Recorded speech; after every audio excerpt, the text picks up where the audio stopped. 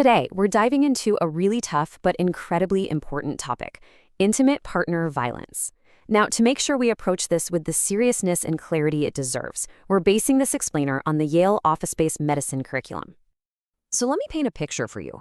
Imagine a 39-year-old woman who keeps going to her doctor over and over again for this awful abdominal pain. All the tests come back normal, none of the treatments seem to work, and her husband is always there, always speaking for her. This is based on a real case study, and it forces us to ask a really critical question. What if the root of her pain isn't something a medical test can find, but a secret she's being forced to keep?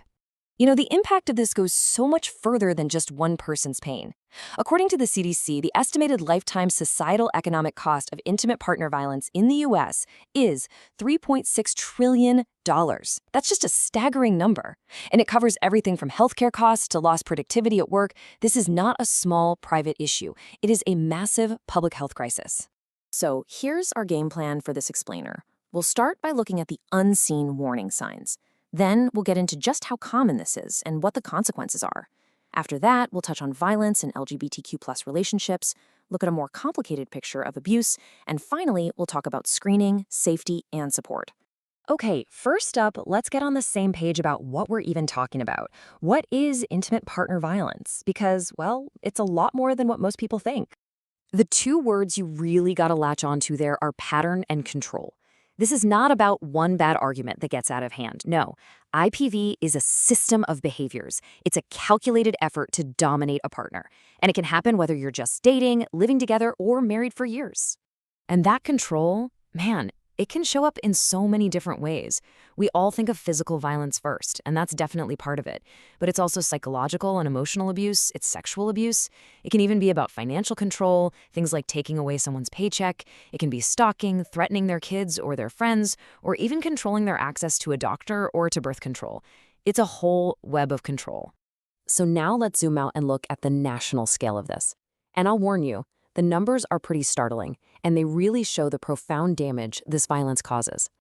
Now, these stats, they really challenge a common misconception. The CDC estimates that over 61 million women in the US, that's about 36%, have experienced IPV.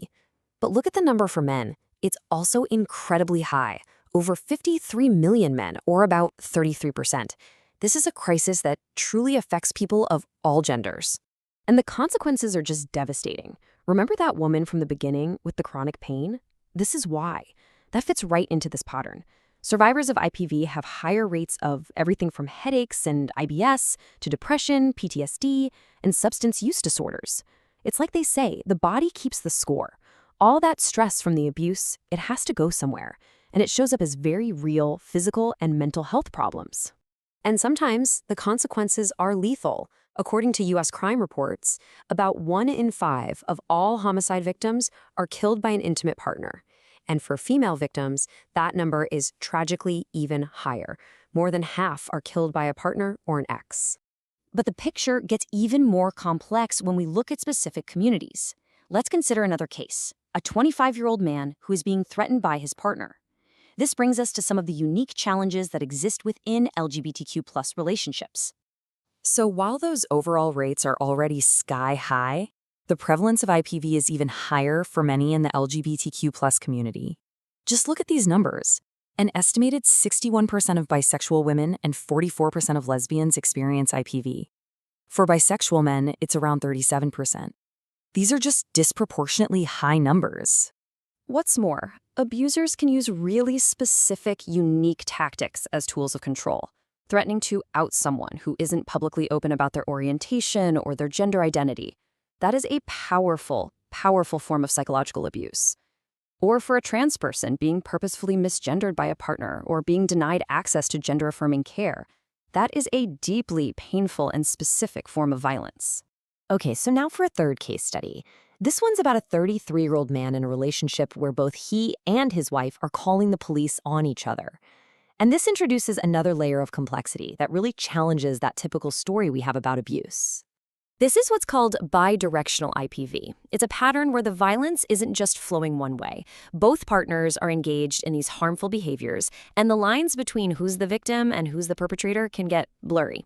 Now, this doesn't excuse violence at all, but it does help us understand that the dynamic can be a lot more complex than that simple aggressor-victim model. And here is maybe the most surprising finding from the source material. Research actually suggests that this bidirectional pattern is the most prevalent form of IPV found in studies. It occurs in nearly 58% of samples.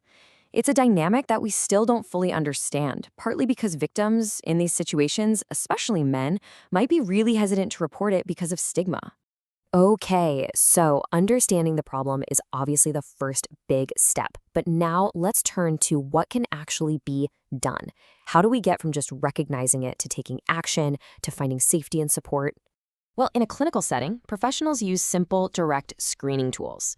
The HITS tool is a perfect example. It's just 4 straightforward questions to get a sense of the risk: hurt, insult, threaten, scream. It's a really simple way to just open the door to a conversation in a safe, private space. Now, what happens if somebody discloses abuse? This is a really, really crucial distinction. For an adult, reporting to the police is their choice. A doctor or a therapist doesn't have a mandatory duty to report it.